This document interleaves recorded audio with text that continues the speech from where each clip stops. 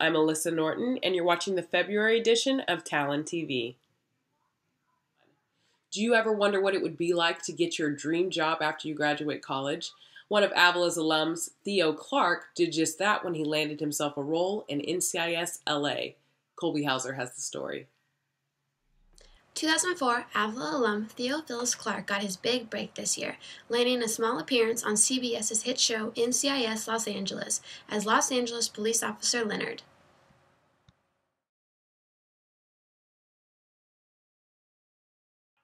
As a communications major with a focus in advertising, Theo had high outlooks on life after college, joining the NBA, being a millionaire, and acting. When the NBA fell short after hurting himself his sophomore season with the Avila men's team, he started to have a different outlook on life. I played basketball for Avila. I got hurt my second year. That's kind of what changed my focus from basketball to other endeavors. That's when acting set in.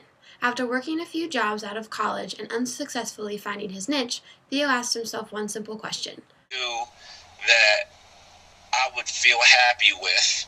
Because I've always heard, you find something that you love to do, you never work again in your life. Mm-hmm. What can I do that I can just ride this on out? And then I said, let's see how this happens. And in May 2011, he packed up and headed west, where dreams come true. Hollywood. Being his first major production, it was only right to have nerves. But for Theo, it was all business. I think it's only, natural to have some sort of butterflies. Mm-hmm. I'm always grounded in myself and what I've worked to do and what I continue to work to do. And so I just always go back, to, first of all, my belief in God, and then just my training, and then I just go out and have fun. When you make it big, you always have to look back and think about the people that got you to where you are. And when asked what professor he learned the most from here at Avila, 3 stood out to him. There were definitely different lessons that I took from every professor that I had at Avila. Mm-hmm. However, a few that really impacted me on a personal level, Stan Banks, okay. Dottie Hamilton, okay. Linda Streloff. All who were great professors and had a huge impact on Theophilus' life and his career. Being from New York to moving to Los Angeles, Theophilus has had his fair share of trial and tribulations, but with his faith in God and the outlook to go out and have fun with what you love and believe in, life will lead you down the right path. For Theo, he's right where he wants to be. Theo's episode, Fish Out of Water, will air February 25th at 8 p.m. Central Standard Time on CBS. February is Black History Month, and with that in mind, we have CJ Slaughter to give you your press play review of his top pick movies of the month. Other than being home to Valentine's Day and the shortest month of the year, February is also Black History Month. So to celebrate Black History Month, we here at Press Play Reviews are going to do a top 10 African American movies of all time. For the first movie on our list, we have none other than Shaft, which features Richard Roundtree and was shot by Gordon Parks. Shaft's on the list because, well, it's Shaft. Right on. I mean, for about 110 minutes, Richard Roundtree and Gordon Parks give you an all-access pass to what it's like to be the man in the 70s. Shaft. Hotter than Bond, cooler than Bullet. This film won Best Original Song, which was the theme of Shaft by Isaac Hayes, and that's why it makes our list. It's the number 10 film on the list. The second film on our list is The Homesteader, which was made in 1919 by Oscar Micheaux. One of the reasons why this film makes our list is because, well, it was the very first African-American film to be made by all African-Americans and an all African-American crew, all African-American actors. This film is very important because without this film, it's quite possibly that none of these other films would even make the list because they probably wouldn't even be made. The third movie on our list is Gone with the Wind. Calm down, I know what you're thinking. Let me explain. Gone with the Wind pretty much has nothing to do with African Americans, but the reason why the film is on the list is because of Hattie McDaniel. McDaniel was the first African American to win an Oscar. that I present the Academy Award for the best performance of an actress in supporting roles during 1939 to Hattie McDaniel.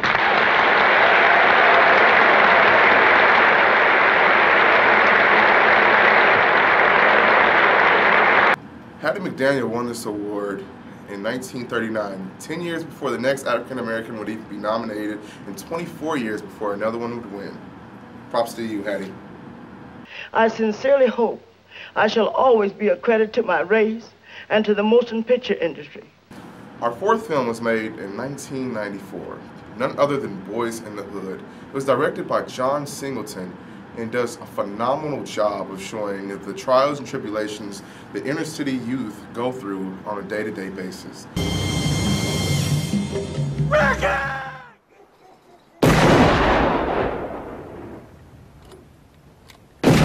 The reason why this film makes our list is not only because of its cultural significance, but because John Singleton is the youngest director to be nominated for Best Director at the Oscars. John Singleton made this movie all before he was 24. Let's take him on. The next film on our list is Guess Who's Coming to Dinner. This film features Sidney Poitier and deals with an interracial relationship. Although it's not Sidney Poitier's best film, the reason why this film makes our list is because of its significance. As for you two and the problems you're going to have, they seem almost unimaginable. But you'll have no problem with me.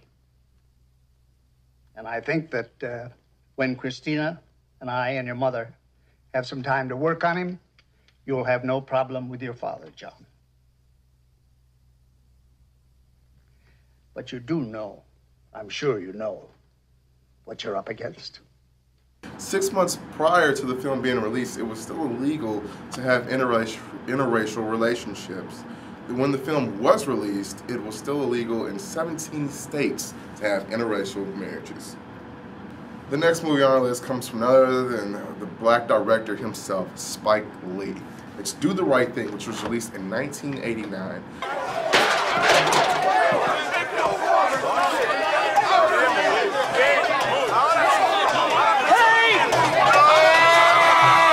This film makes our list because it was nominated for Best Original Screenplay, and it resides in the halls of the National Film Registry.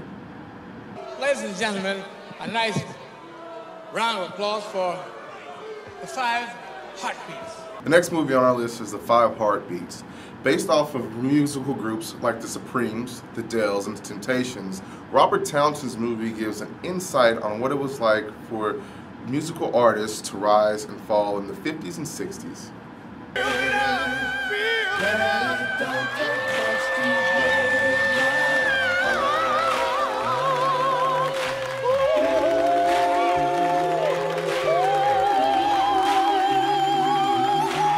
The next movie on our list is Eddie Murphy and Arsenio Hall's Coming to America. We're here for the Reverend. This man's been my Reverend since I was a little boy, and I love him dearly. You're a very special man. Reverend Brown. Reverend Brown. With there being so many good black comedies out there, it was really hard to pick this one.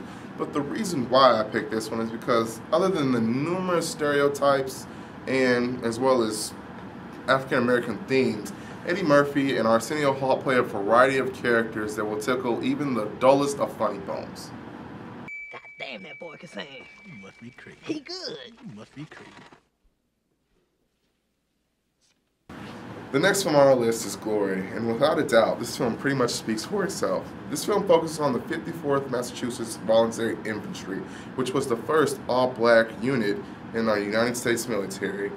This film has just an inspirational story. It's a really great film, and it won Denzel Washington an Academy Award for Best Supporting Actor, his first Academy Award. The final movie on our list is Amistad. The reason why I put this one on the list is because it's a harrowing tale of strength and freedom. A lot of movies out there's been plenty of slave movies, but this movie really hits home. No other movie out there really tells the agony of what it's like to be taken from your homeland and shipped abroad.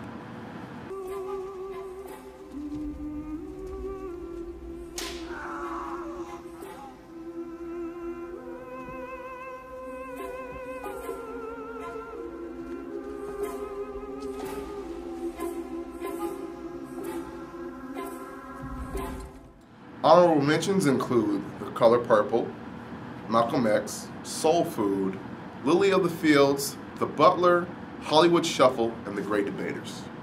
I'm CJ Slaughter, here with the Talon and Micro Cinema, and that's the Press Play Review. The Avila baseball team is already revving up for the start of their season, and with that, we have Bryce Rainey to give you your sports storm. It might still be cold outside, but the Avila baseball team has already began to heat up.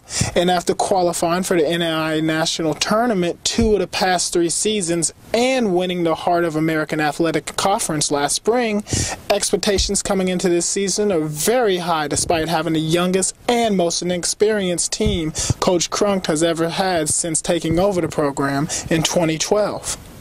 The last 2 years actually has been really good seasons for Avila baseball.